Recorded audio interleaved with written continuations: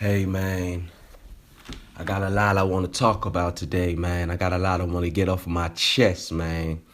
You know, this new Lemonade Beyonce album, her sixth solo album, released on April the 23rd by Parkwood Entertainment and distributed through Columbia.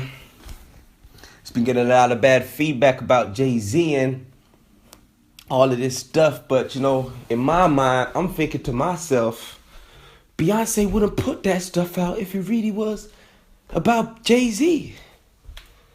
You know, they both great business people. I'm sure they thought about the consequences of their actions before they put it out. You know, Beyonce's not stupid, neither is Jay-Z. And they don't live their life for their fans. They're about that paper. They're about that bread. You understand me? The concept was described by streaming service Tidal as every woman's journey of self-knowledge and healing. Lemonade was widely co-produced with many well-known artists and includes guest vocals from James Blake, Kendrick Lamar, The Weeknd, and Jack White. The Lemonade album was made available for online streaming through Tidal, of which Beyonce co-owns. Okay?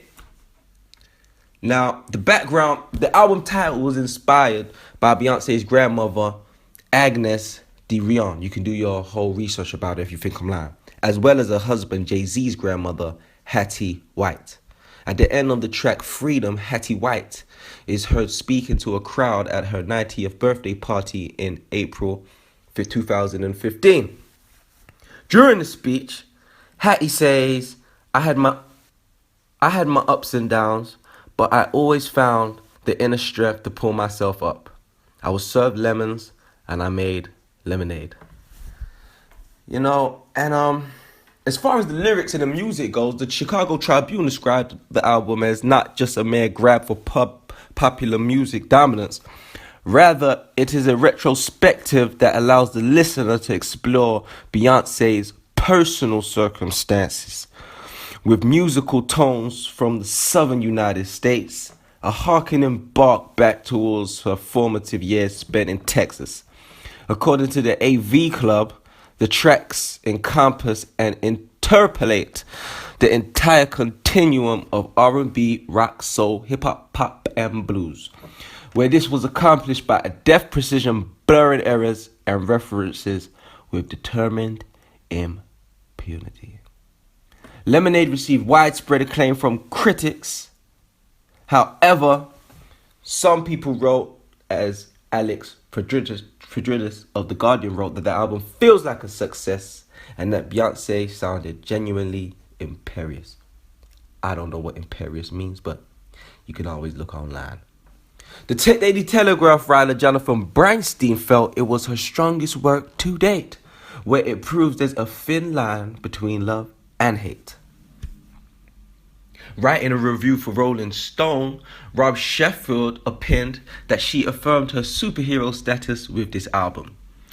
I mean, some of the writers that are on this album is Kevin Garrett, James Blake, Thomas Pence, Ezra Cohen, Emile Haney, Joshua Tillman, Doc Pomus, Mort Schumann, DeAndre Way, Jack White, Paul Jones, The Weeknd, as I've said, Jordan Asher.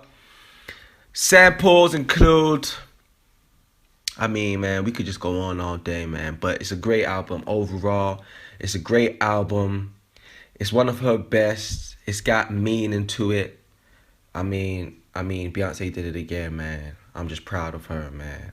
Oh, yeah. And the album was accompanied by the release of a 60-minute film of the same name, which premiered on HBO on April 23rd, 2016. So if you haven't seen that documentary, definitely get that, and it'll help put everything else into perspective.